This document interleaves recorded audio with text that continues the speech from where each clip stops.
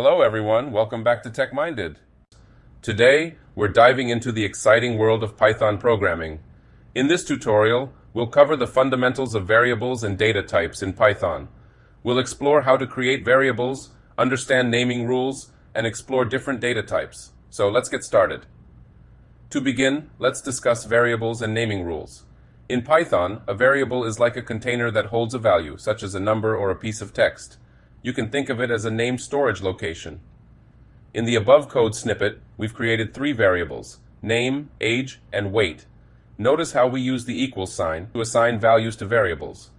The variable name is assigned the string John, age is assigned the integer value 25, and weight is assigned the floating point value 68.5.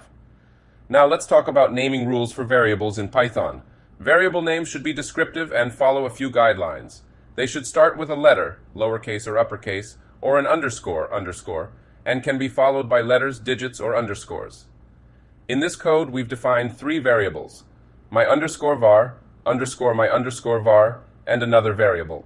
You can see that they all follow the naming rules.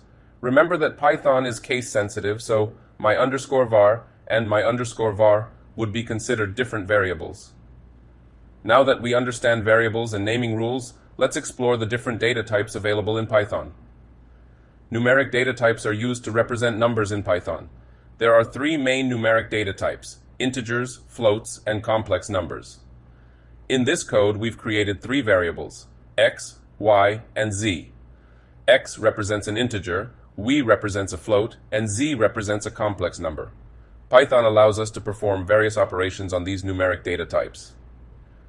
Moving on to strings and text manipulation, Python provides a powerful set of tools to work with text. A string is a sequence of characters enclosed in either single or double quotes. You can perform various operations on strings, such as concatenation, slicing, and finding the length of a string.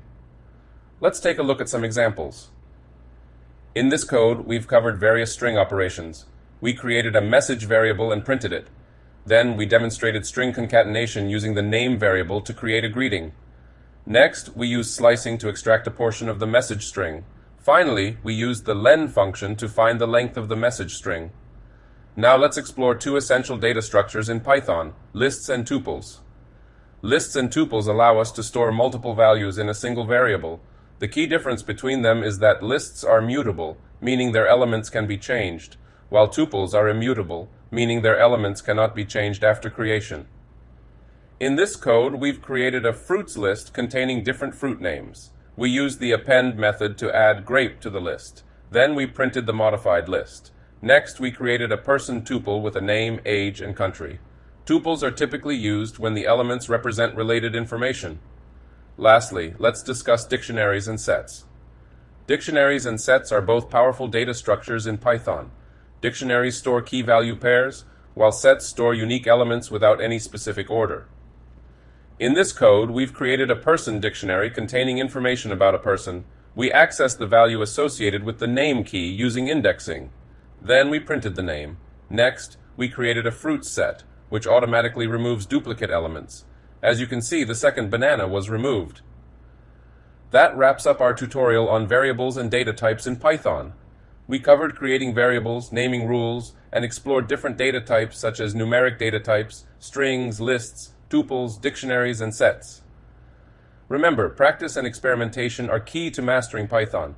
Keep coding and exploring the endless possibilities of this amazing language. Stay tuned for more exciting tutorials from TekMinded. Happy coding! Do not forget to like and subscribe. I hope to see you here soon.